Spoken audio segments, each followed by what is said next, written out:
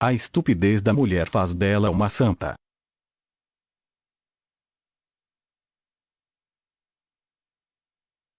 Só os oprimidos sentem precisão da liberdade. Mal se libertam, partindo do princípio que são suficientemente inteligentes para avaliar essa liberdade com todas as suas consequências, transforma-se no oposto esse sua precisão de liberdade. Enchem-se de receios e começam a ansiar pela segurança da dependência. Nos seus primeiros anos de vida, nenhum ser humano é livre. Está entalado entre as regras dos adultos e, como ele próprio não tem ainda experiência de comportamento social, é totalmente dependente dessas regras. Manifesta, portanto, um desejo ardente de liberdade, nada deseja tão veementemente como escapar da sua prisão, o que faz na primeira oportunidade. Quando finalmente se encontra livre, se for estúpido, e as mulheres são estúpidas, sentir-se-á muito bem na sua liberdade e procurará conservá-la. Uma pessoa estúpida não pensa abstratamente, não deixa o seu próprio campo e não conhece, portanto, medo existencial. Não receia a morte, não a pode imaginar, e não se interroga acerca do sentido da vida. Todas as suas ações têm na realização dos seus apetites de conforto um sentido imediato e isso basta-lhe. É também alheia a necessidades religiosas. Mas se alguma vez elas surgem, as satisfaz imediatamente em si própria, pois é típico dos estúpidos serem capazes de admirar desinibidamente a sua própria pessoa. Se uma mulher adere a uma religião, ela o faz só para entrar no céu, o bom Deus nada mais é do que o homem que lhe consegue isso. A posição do ser inteligente, do homem, é completamente diferente. É certo que ele, a princípio, sente a libertação como um alívio imenso, extasia-se com as perspectivas grandiosas da sua independência, mas logo que faz uso dessa liberdade, portanto, logo que, por um ato livre, se quer comprometer num ou noutro sentido, começa a ser presa do medo. Como está apto a pensar abstratamente, também sabe que cada um dos seus atos alberga a possibilidade de inúmeras consequências, resultados que ele não pode prever na sua totalidade, apesar de sua inteligência e pelos quais, em virtude de se decidir livremente por esse ato, é plenamente responsável. Com que agrado mais se abalançaria a nada com receio das consequências negativas das suas ações? E como isso não é possível, o homem está condenado a agir, começa a ansiar pelo regresso às regras fixas da sua infância, a ansiar pelo regresso às regras fixas da sua infância, a ansiar por alguém que lhe diga o que tem ou não tem que fazer e que lhe dê novamente uma finalidade às suas ações, agora vazias de sentido. É certo que, no fim de contas, essas ações servem à sua própria necessidade de conforto, mas para que serve o homem em si? Permitindo-lhe aliviar a sua grande responsabilidade. E procura um Deus que substitua ao Deus da sua infância, a sua mãe, ao qual se possa submeter incondicionalmente. Para esse feito preferiria, é certo, um Deus mais severo mas também mais justo, mais sábio e mais onisciente, como, por exemplo, o dos judeus, dos cristãos ou dos maometanos. Mas como é inteligente sabe que, evidentemente, não pode haver um Deus assim, que cada adulto é por definição o seu próprio Deus e que, por consequência, só pode satisfazer o seu prazer pela falta de liberdade. O regresso a um estágio semelhante à dependência da primeira infância dá-lhe um prazer profundo, mediante regras por ele próprio formuladas. Lança-se à invenção dessas regras, deuses. Sem o saber, realiza tudo isso juntamente com outros. Como eles, registra as suas experiências individuais, compara-as com as dos outros, reconhece elementos comuns e simplifica tudo, inconscientemente, em regras, inventando desse modo leis para comportamento futuro com sentido ou seja, um comportamento útil para alguém ou algo que não ele, leis às quais se submete voluntariamente. Os sistemas com esse processo de formação são desenvolvidos coletiva e individualmente e tornam-se a breve trecho tão complexos que o indivíduo acaba por não poder abarcá-los, ganham autonomia e tornam-se divinos.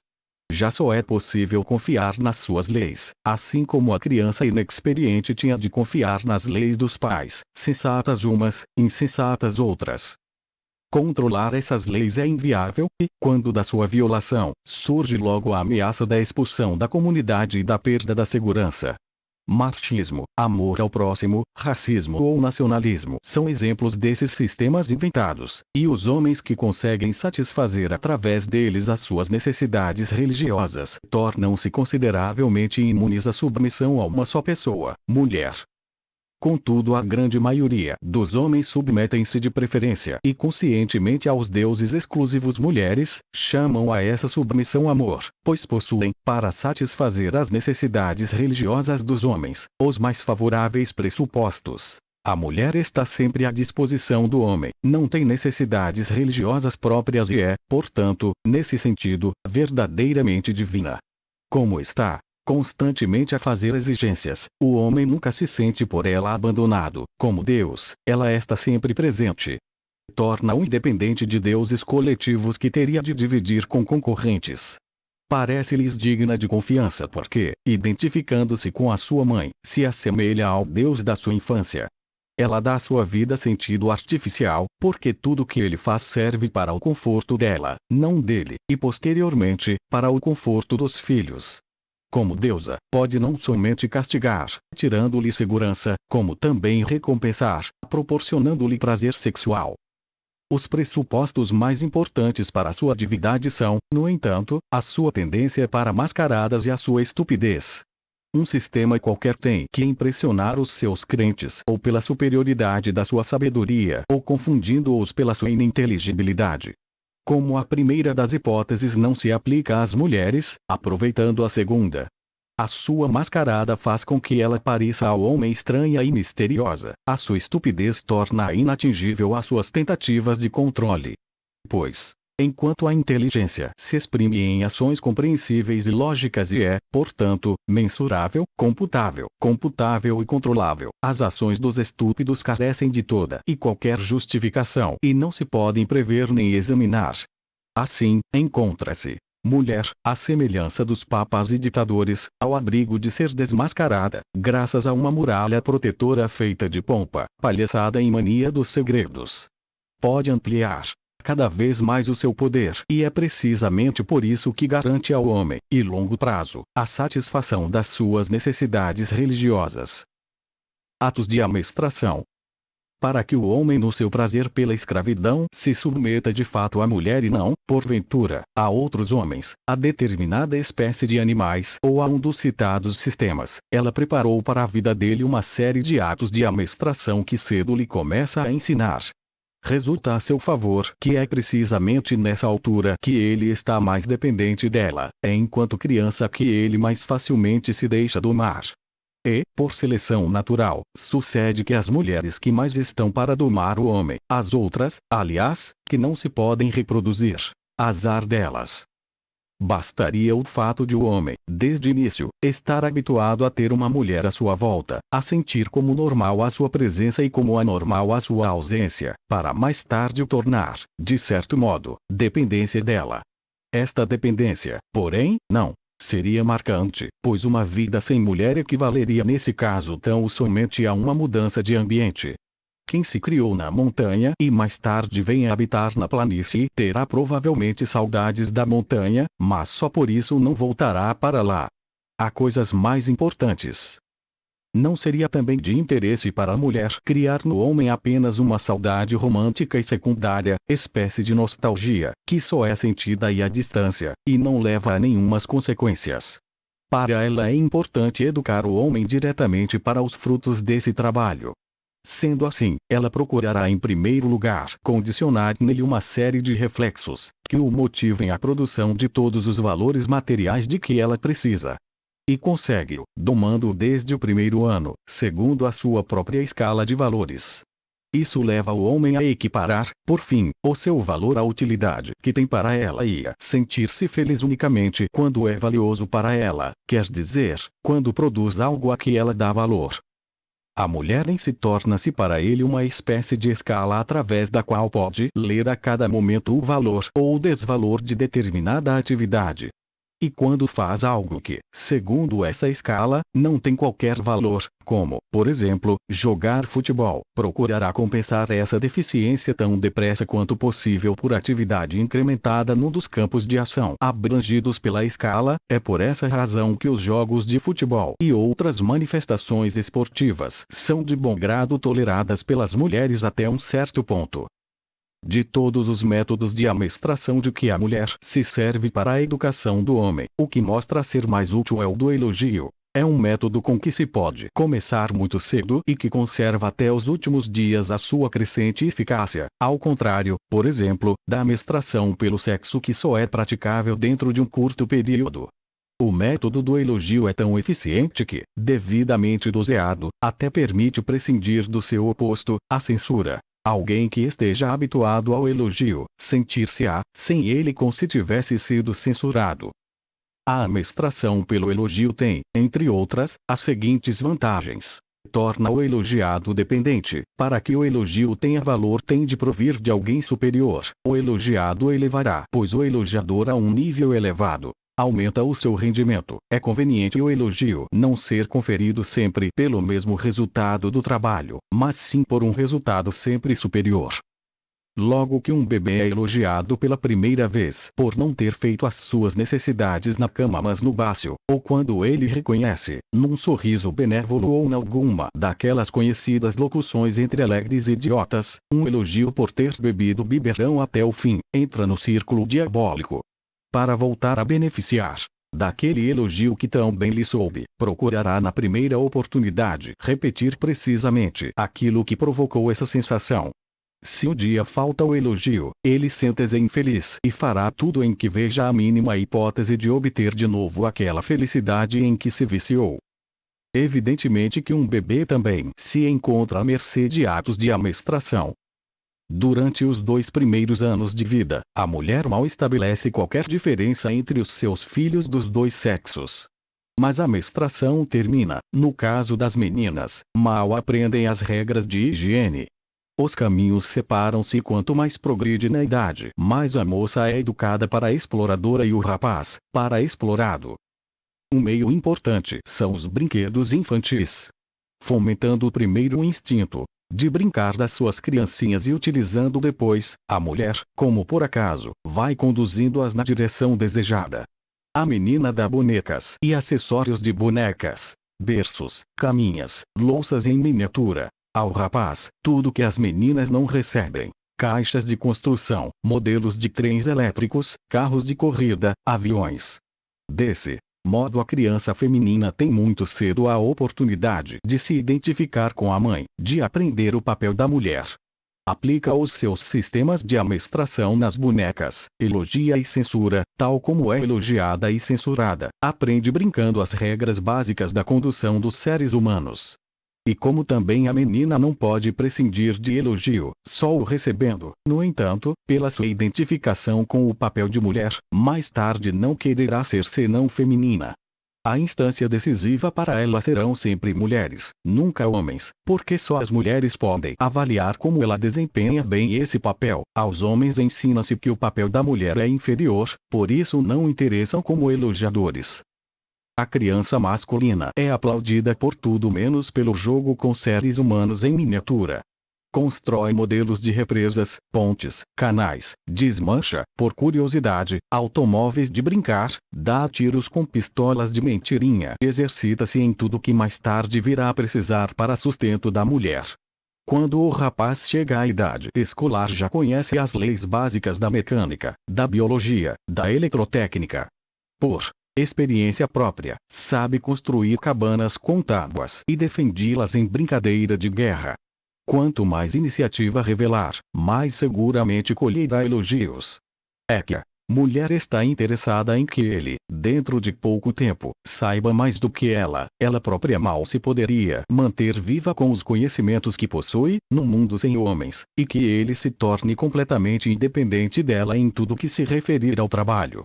É certo que o homem, para ela, não é mais que uma máquina, mas não uma máquina vulgar. Uma dessas teria que ser manobrada por ela convenientemente ou teria, pelo menos, que ser programada.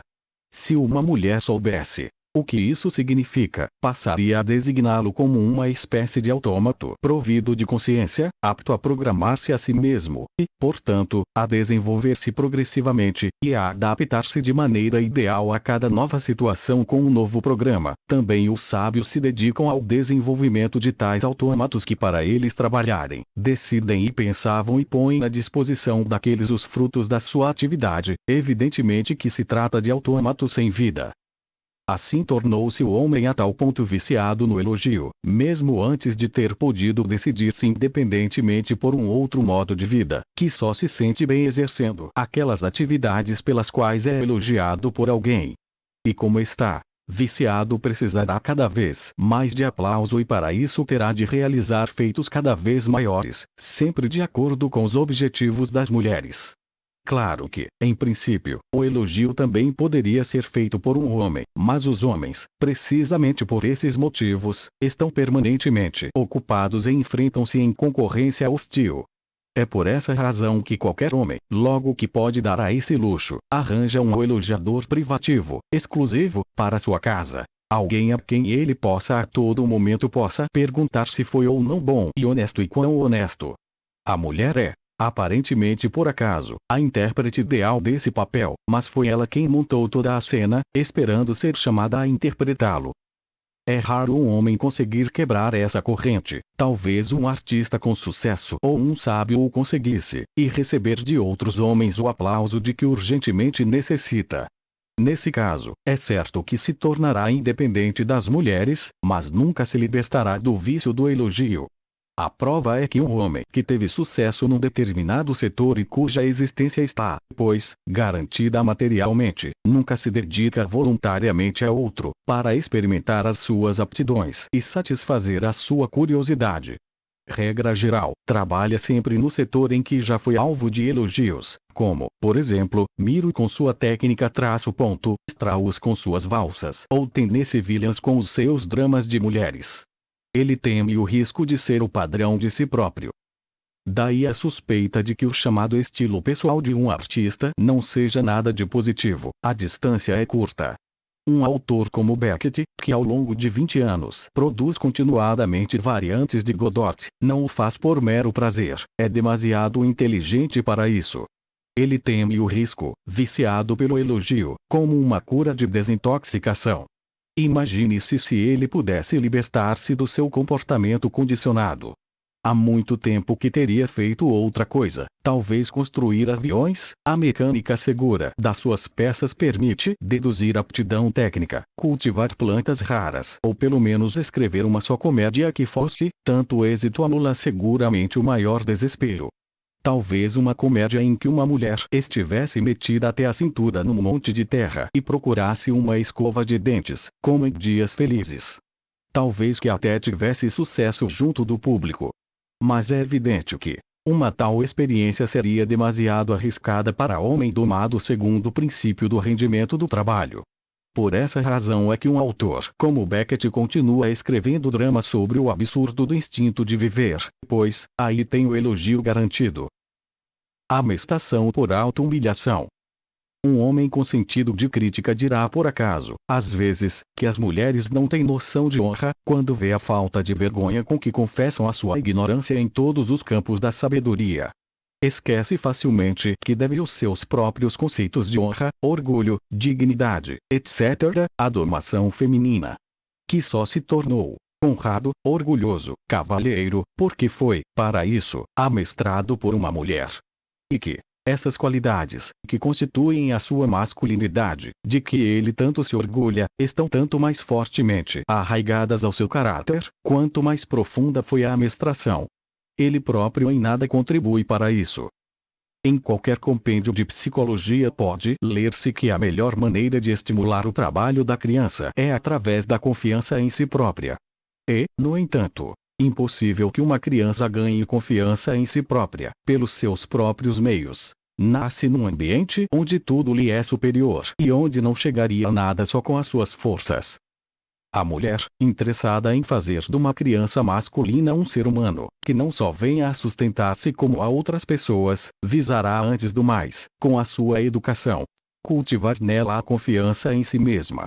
Na medida em que os consegue reconhecer, tornará ridículo aos olhos do filho os perigos da existência, ocultar-lhe a possibilidade da sua própria morte, prometendo-lhe, por exemplo, uma vida eterna como recompensa de bom comportamento no sentido em que ela o entende, e provocará nele, assim, aquela disposição fundamental imbecil otimista que o prepara da melhor maneira para os seus atos de amestração.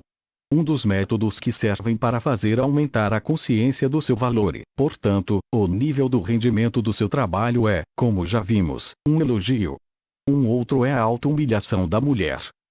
Se a mulher não fosse intelectualmente superior a uma criança dela nascida, pelo menos durante os primeiros anos de vida, a humanidade já teria deixado de existir há muito tempo.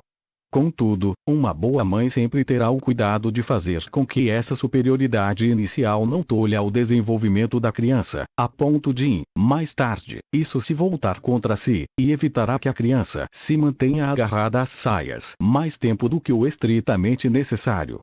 Procurará transmitir o mais depressa possível a essa criança, sobretudo se tratar de um filho, uma sensação de superioridade sobre ela. Uma espécie de antecipação dos trabalhos que virá a ter posteriormente, o que lhe dará a primeira confiança em si próprio. Emprega para esse efeito um artifício, tanto mais frequentemente quanto mais progride a evolução do presuntivo homem. Faz-se ainda mais burra do que já é, e dá-lhe desse modo uma vantagem que ele, se quiser vir a ser um verdadeiro homem, e ela fará força nesse sentido, não mais deverá perder. Como o valor das mulheres na sociedade não é medido pela sua inteligência, mas sim por outros pontos de vista, no fundo não se mede absolutamente nada. O homem precisa dela e basta. Podem se dar ao luxo de se fazerem e de serem tão burras, quando lhes apetece. Nesse ponto, as mulheres procedem do mesmo modo que os ricos em geral.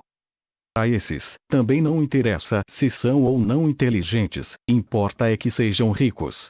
Se Henry Ford II tivesse a capacidade intelectual de uma das clientes habituais de Tiffany, célebre joalheria da Nova York, não seria por isso menos bem aceito na sociedade. Só ao seu chofer é que isso não seria permitido. Tal como um rico, uma mulher pode mostrar qualquer fraqueza, e pode afirmar-se com razão que ela tem todos os pontos fracos possíveis, sem que daí resulte para si qualquer desvantagem. Por outras palavras, uma mulher pode ser tão burra quanto quiser, o homem, mesmo assim, levantará para ela os olhos e não desejará prescindir da sua companhia. A sua fórmula de conjugação é muito simples. Trabalhar é masculino, nada fazer é feminino. Proclama, é certo, que o homem se encontra numa situação invejável, é forte e livre, enquanto ela é fraca e vive acorrentada ao lar pelo sagrado fardo da maternidade, que não é corporalmente apta para trabalho valioso. O homem segue voluntariamente essa mitologia e a acha lisonjeira.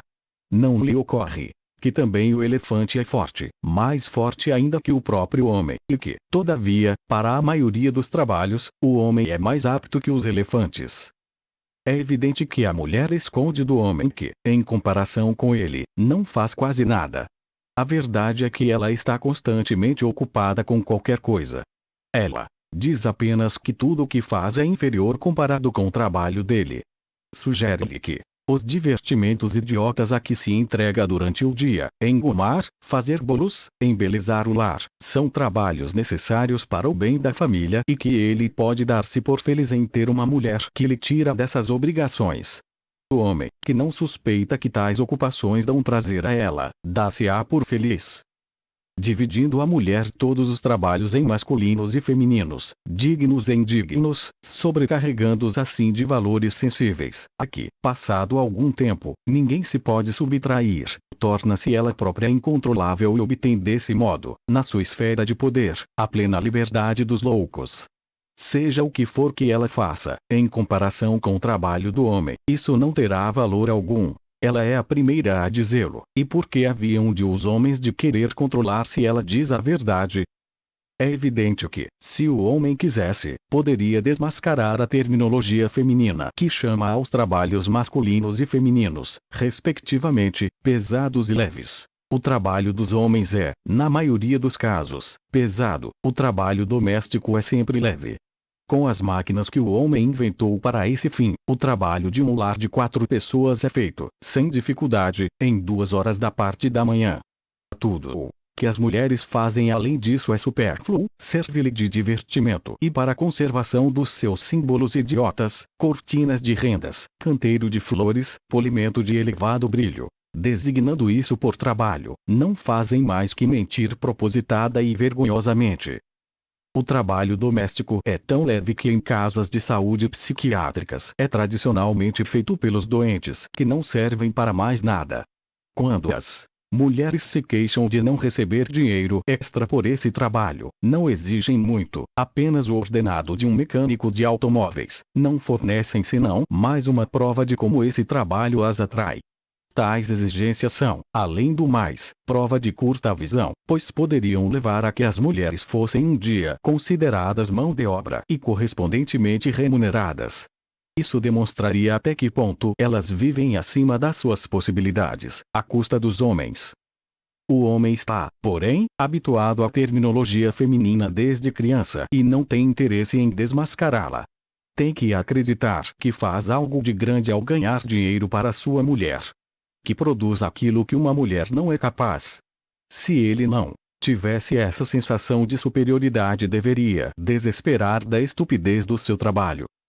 Logo que adquire a impressão de que está a fazer algo que uma mulher poderia fazer com a mesma facilidade, e de vez em quando as mulheres acham oportuno despertar nele essa impressão, tenta aumentar o rendimento do seu trabalho para restabelecer a distância normal entre ele e o sexo fraco. Precisa disso para a afirmação pessoal. É simples análise do círculo infernal. As mulheres inventam regras, domam os homens para seguirem e conseguem dessa maneira dominá-los. Elas próprias nunca se atêm às regras dos homens. A honra masculina, por exemplo, é um sistema urdido pelas mulheres. Elas excluem-se desse sistema, prescindem, no que lhe diz respeito, de qualquer espécie de honra e por esse processo manobram os homens. Num conhecido filme policial da televisão Coen-Peel, defrontam-se numa cena 2 homens junto de uma mesa de bilhar. Cada um tem uma pistola diante de si e combinam por fair play contarem em voz alta até 3 antes de disparar. O herói pega na pistola quando vai a contar 2 e salva assim a vida. Manteve-se, pois, fora do sistema e pode desse modo manobrar o outro, que, mesmo quando se encontrava em perigo, preferiu agarrar-se mais à honra do que à razão. A mulher, indicando como desprezível tudo quanto faz, leva o homem a tomar o resto a seu cargo, isto é, tudo que não dá prazer a ela, como mãe dele, foi a primeira a existir e pode escolher antes dele. Ele sente-se infeliz e sem valor quando executa trabalho de mulher. Há muitos homens que se fazem propositadamente de desajeitados quando ajudam em trabalhos domésticos, pois a sua falta de jeito é festejada pelas mulheres por ser tão masculina. Um homem que cose um botão não é um homem autêntico. Se maneja um aspirador, é porque há qualquer coisa que não funciona bem nele. Com esses argumentos e outros parecidos, coloca-se o homem sob tutela, julga-se capaz de tudo menos de fazer uma sopa, e deixa-se expulsar sem resistência do mais modesto posto de trabalho do mundo. Só a partir de determinada fase da sua amestração é que o homem pode ser chamado sem perigo, como ajudante, para certos trabalhos domésticos, tendo, evidentemente, que seguir à risca as instruções da mulher, já que não percebe nada desses assuntos. Ele achará sempre humilhantes esses trabalhos e nunca reparará como são agradáveis comparados com os seus próprios trabalhos. Basta o suspiro de que, como mulher, não está à altura de certos trabalhos, para ela se libertar de qualquer maçada. Quando, por exemplo, às vezes, mete numa conversa, de preferência diante de testemunhas, que o marido sabe conduzir muito melhor do que ela, ganha através desta simples observação um condutor para toda a vida. As rodovias estão cheias de mulheres que se fazem conduzir por homens. Ou quando uma mulher diz que, por ser mulher, não pode ir sozinha a um espetáculo, teatro, concerto, não há, de fato, qualquer motivo racional para esse argumento. A mulher é recebida nos restaurantes tão bem ou tão mal quanto os homens, e se não quer ser incomodada, é assim que se exprime. Basta que não se vista tão provocantemente, mas consegue por meio dessa confissão um lacaio que a leva até a porta como um hóspede de estado, que luta por uma mesa para ela, lhe compõe a emenda, a entretém e ainda paga a conta. Ou, confessa não perceber nada de política por uma mulher ser demasiada estúpida para isso, e encontra logo um homem que estuda, para ela, jornais diários e revistas políticas, que atura demoradas discussões na televisão, pondera os variados argumentos dos outros homens e que, no dia da eleição, lhe apresenta, numa bandeja, uma opinião. Ela escolhe, então, o partido que aquele homem, baseados nos seus conscienciosos estudos, achar que na sua, dele, e portanto dela, especial situação é o mais favorável e liberta-se assim da enfadonha obrigação do voto, duplicando a opinião do seu marido sem pôr em perigo o resultado final, o que poderia ter consequências catastróficas para o seu bem-estar, porque ela não percebe, de fato, nada de política e sabe o bem. Uma das expressões mais fantásticas dessa amestração por auto-humilhação verifica-se quando uma mulher, que passa os seus dias em condições paradisíacas no confortável apartamento de luxo, na companhia de crianças, cães e outras mulheres, com automóvel próprio, televisão e todos os aparelhos domésticos possíveis, diz ao seu marido, talvez um engenheiro ou um advogado, que o inveja por causa da sua vida realizada, enquanto ela, como mulher, é obrigada a levar uma existência indigna de seres humanos. Isso diz ela a um homem que paga todo o seu conforto com a sua vida e, o que é pior, acredita nisso. Conta-se na Bíblia que Eva foi feita de uma costela de Adão, sendo, portanto, uma cópia menos valiosa do que ele. Eis um exemplo típico de amestração por auto-humilhação. Pode-se ter quase a certeza que essa história foi, algures do tempo, inventada por uma mulher. Evidentemente que quem a escreveu foi um homem. É relativamente recente as mulheres saberem escrever,